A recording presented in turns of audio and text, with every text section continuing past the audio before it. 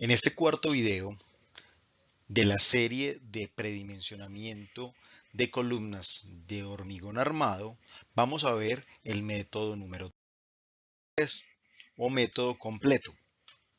Este método completo se basa en una metodología propuesta por un ingeniero mexicano, ingeniero Roberto Morales, y modificada por los ingenieros que participan en este canal.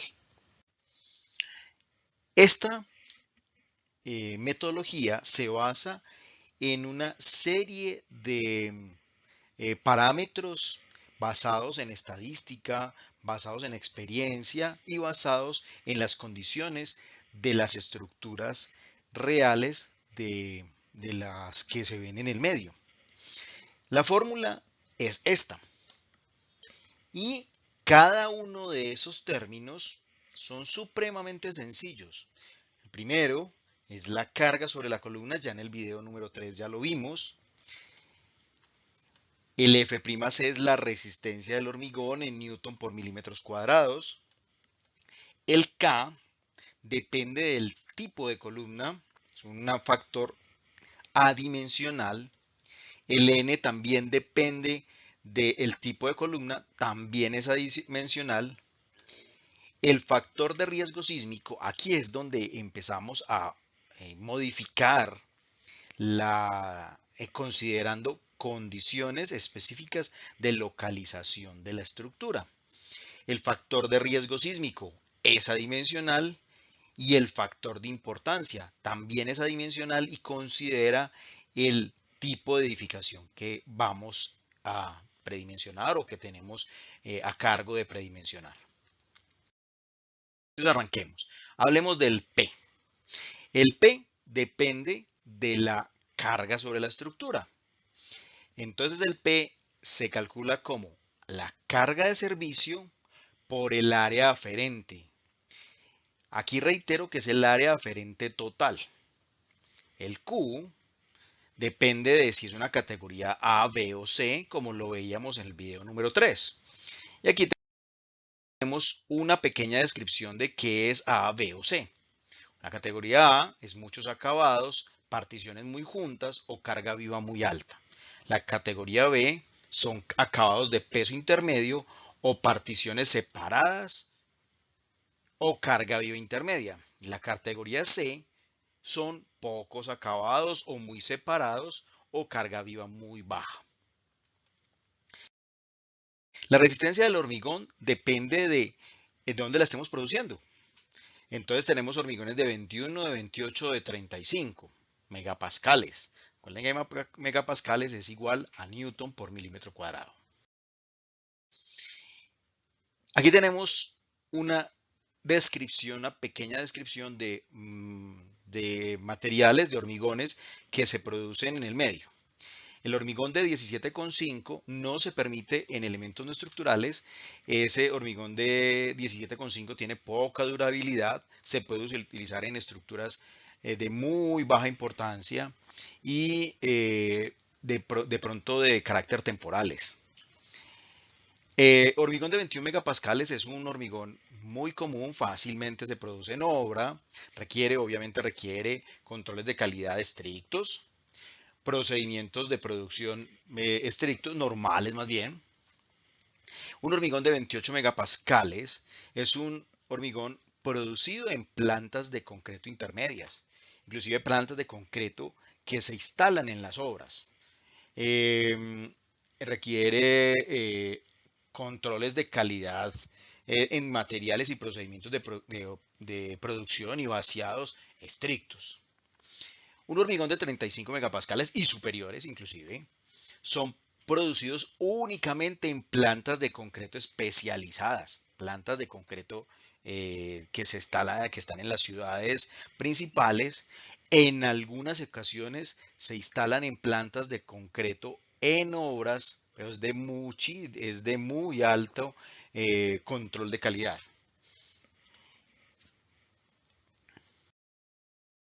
Los factores K y N dependen del tipo de columna. Aquí tenemos el cuadro.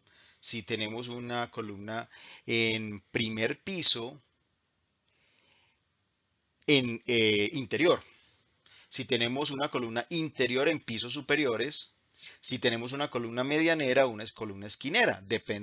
Definimos de esta tabla cuál es el factor K y N. El factor de riesgo sísmico depende de dónde estemos instalando la estructura, alto, intermedio o bajo. El factor de riesgo sísmico es esta segunda columna que tenemos.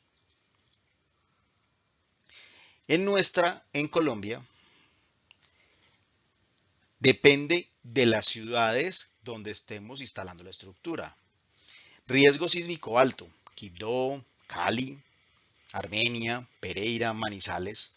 Factor sísmico intermedio serían Medellín, Bogotá. Y factor de riesgo sísmico bajo en la zona de los llanos orientales y algunas ciudades importantes de la costa atlántica.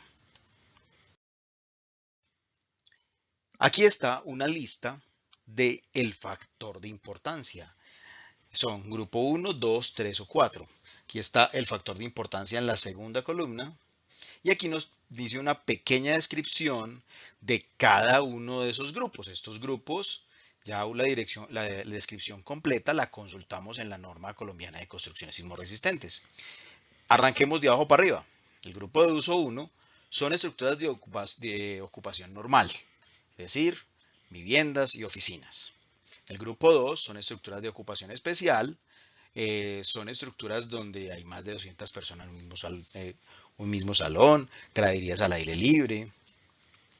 El grupo 3 son edificaciones de atención a la comunidad, aquellas edificaciones y sus accesos que son indispensables después de un sismo para atender la emergencia.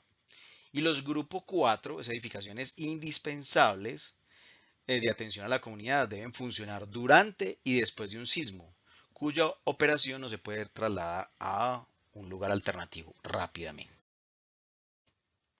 Aquí tenemos una lista, una descripción de cada uno de ellos. El grupo 4, voy a seleccionar algunos de ellos de la lista, lo pueden revisar ustedes. Hospitales y clínicas de centro de salud, que tengan salas de cuidados intensivos y salas de cirugía.